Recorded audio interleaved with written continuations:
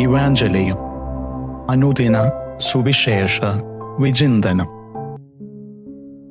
ഈശോ മിശിഹായ്ക്ക് സ്തുതിയായിരിക്കട്ടെ. ഇന്ന് ഡിസംബർ 31. നമ്മൾ വായിച്ച് ധ്യാനിക്കുന്ന വചനഭാഗം വിശുദ്ധ യോഹന്നാൻ എഴുതിയ സുവിശേഷം 1-ാം അധ്യായം 1 മുതൽ 18 വരെയുള്ള തിരുവചന ഭാഗങ്ങളാണ്. ഇത് വിശുദ്ധ യോഹന്നാൻ്റെ സുവിശേഷത്തിലെ ആമുഖ ഗീതിയാണ്. നമുക്കറിയാവുന്നതുപോലെ വർഷത്തിലെ അവസാന ദിവസമാണല്ലോ. കഴിഞ്ഞ ഒരു വർഷക്കാലം, 12 മാസക്കാലം നമുക്ക് ലഭിച്ച അനുഗ്രഹങ്ങളെ നന്ദിയോടുകൂടെ ഓർക്കാനുള്ള ഒരവസരം. ലഭിച്ച ഭൗതിക ആത്മീയ നന്മകൾ, അപകടങ്ങളിൽ നിന്ന്, പ്രതിസന്ധികളിൽ നിന്ന് നമുക്ക് ലഭിച്ച സംരക്ഷണം, ഇങ്ങനെ ഒരുപാട് കാര്യങ്ങൾ കൃതജ്ഞതയോടുകൂടെ ഓർക്കേണ്ട ഒരു ദിവസമാണ്. പ്രിയപ്പെട്ടവരെ, നമ്മെ സംബന്ധിച്ച് ഒരു വർഷം എന്നത് നമ്മുടെ കാഴ്ചപ്പാടിൽ വളരെ ദൈർഘ്യമുള്ളൊരു സമയമായി തോന്നാം. ദൈവത്തിൻ്റെ മുമ്പിൽ 1000 വർഷം ഒരു ദിനം പോലെ എന്ന് വചനം രേഖപ്പെടുത്തുന്നുണ്ട്.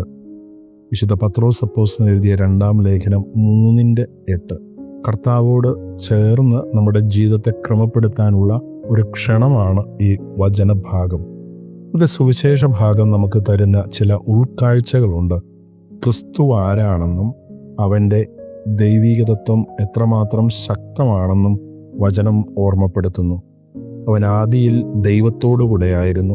അവനിലൂടെ സകലവും ഉണ്ടായി, ഒന്നും അവനെ കൂടാതെ ഉണ്ടായിട്ടില്ല. എല്ലാത്തിൻ്റെയും അടിസ്ഥാനം ക്രിസ്തുവാണ് എന്നുള്ള ഒരു ഓർമ്മപ്പെടുത്തൽ. വീണ്ടും വചനഭാഗം ഇങ്ങനെ നാം വായിക്കുന്നു: അവനിൽ ജീവൻ ഉണ്ടായിരുന്നു, ആ ജീവൻ മനുഷ്യരുടെ വെളിച്ചമായിരുന്നു. ആ വെളിച്ചം ഇരുളിൽ പ്രകാശിക്കുന്നു, ആ വെളിച്ചത്തെ കീഴടക്കാൻ ഇരുളിന് കഴിഞ്ഞില്ല. മലിനപ്പെടുത്താൻ സാധിക്കാത്ത ഊർജ സ്രോതസ്സാണ് വെളിച്ചം. വെള്ളത്തെ നമുക്ക് മലിനപ്പെടുത്താം, വായുവിനെ മലിനപ്പെടുത്താം, എന്നാൽ വെളിച്ചത്തെ ഒരിക്കലും മലിനപ്പെടുത്താൻ സാധിക്കുകയില്ല. ഈ പ്രതീകം തന്നെയാണ് ഇവിടെയും ഉപയോഗിക്കപ്പെടുക. ക്രിസ്തു പിന്നീട് തൻ്റെ പ്രബോധനത്തിൽ എടുത്തു പറയുന്നൊരു കാര്യമുണ്ട്: ഞാൻ ലോകത്തിൻ്റെ പ്രകാശമാണ്, എന്നിലൂടെ ചരിക്കുന്ന ആരും ഇരുട്ടിൽ അന്ധകാരത്തിൽ വീഴുകയില്ല. നമ്മുടെ ഓരോരുത്തരുടെയും ജീവിതത്തിൽ അന്ധകാര സമാനമായ ഇരുട്ട് നിറഞ്ഞ അനുഭവങ്ങളിൽ ക്രിസ്തു എന്ന പ്രകാശത്തെ സ്വീകരിക്കാനുള്ള ഏറ്റവും സ്നേഹപൂർവമായ ക്ഷണമാണ് നമുക്ക് ലഭിക്കുക. കൂരാക്കൂരിരുട്ടിൽ ചെറിയ മെഴുകുതിരി വെട്ടത്തിനും മിന്നാമിനുങ്ങിൻ്റെ നുറുന്നുവട്ടത്തിനും അത് വഴികാട്ടാൻ സാധിക്കുമെന്നുള്ള തിരിച്ചറിവ് നമുക്ക് വളരെ ആവശ്യമാണ്. ഇരുട്ട് നിറഞ്ഞ അനുഭവങ്ങളിൽ ക്രിസ്തു എന്ന പ്രകാശം നമുക്ക് ബലമായി തീരാൻ ഇടയാകട്ടെ. വീണ്ടും വചനത്തിൽ വായിക്കുന്നുണ്ട്: അവനെ സ്വീകരിക്കുമ്പോൾ ലഭിക്കുന്ന ഏറ്റവും വലിയൊരു അനുഗ്രഹം, തന്നെ സ്വീകരിച്ചവർക്കെല്ലാം, തൻ്റെ നാമത്തിൽ വിശ്വസിക്കുന്നവർക്കെല്ലാം ദൈവമക്കളാകുവാനുള്ള കഴിവ്, അവകാശം അവിടുന്ന് നൽകുന്നു. പ്രിയപ്പെട്ടവരെ, മക്കൾക്ക് പിതാവിൻ്റെ സ്വത്തിൽ അവകാശം ഉള്ളതുപോലെ ദൈവത്തിൽ വിശ്വസിക്കുന്ന, അവിടുത്തെ സ്വീകരിക്കുന്ന ഓരോ വ്യക്തികൾക്കും ദൈവാനുഗ്രഹത്തിൻ്റെ ഒരു അവകാശമുണ്ട്.